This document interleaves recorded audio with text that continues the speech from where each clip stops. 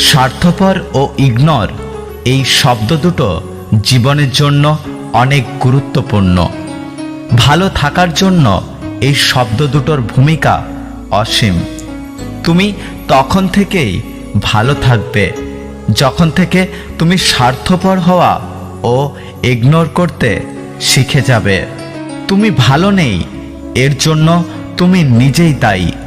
তুমি কেন ভালো নেই যদি এর কারণ খুঁজতে যাও, তাহলে দেখবে কেউ তোমাকে অবহেলা করেছে, এড়িয়ে চলছে, তোমার মাথার উপর বিশাল স্বার্থের বোঝা দিয়ে রেখেছে, অথচ তুমি না পারছো তাদের ইগনোর করতে, আর না পারছো নিজের স্বার্থ তাদের ওপর চাপিয়ে দিতে।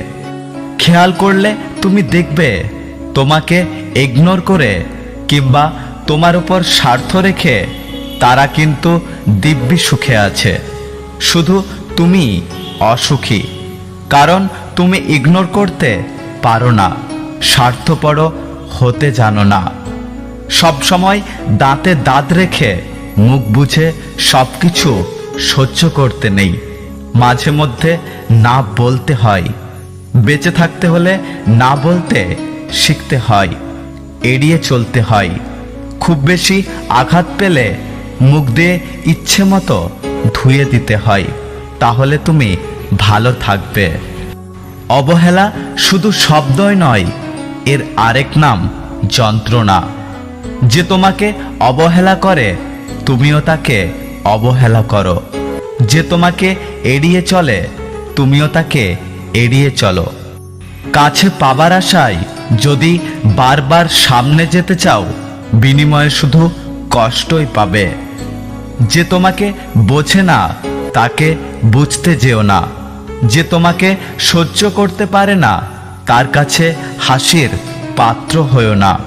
ব্যক্তিত্ব বড় মূল্যবান, শুধু শুধু কেন ভুল মানুষের জন্য নিজের প্রবৃত্ত আবেগকে বিলিয়ে দিচ্ছ? আবেগ বড় দামি। ভুল মানুষটাকে সব আবেগ বিলিয়ে দিলে আসল যে মানুষটা আসবে তাকে কি দেবে? যাকে তুমি দেখতে পারো না তাকে সব কিছুর থেকে ব্লক করে দাও।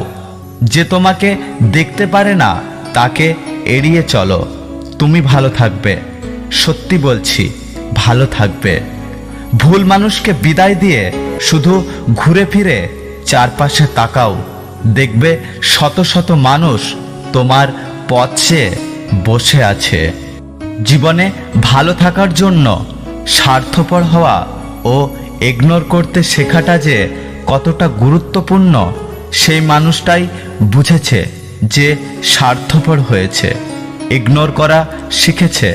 তুমিও শিখবে, সময় তোমাকে শিখিয়ে দেবে। তবে সময় শেখানোর চেয়ে নিজের থেকেই শিখে নাও, কারণ সময় শেখালে খুব কষ্ট হবে, আর নিজে শিখলে খুব সহজেই শিখে যাবে। যদি ভিডিওটি ভালো লাগে ভিডিওটিতে একটি লাইক করুন, কমেন্ট করে জানান আপনার মতামত। যদি আপনি আমাদের ইউটিউব চ্যানেলটি এখনও সাবস্ক্রাইব না করেন, তাহলে চ্যানেলটি সাবস্ক্রাইব করে পাশে আসা বেল আইকনটি প্রেস করে রাখুন। দেখা হচ্ছে পরের ভিডিওতে, ততক্ষণ সুস্থ থাকুন। Take care.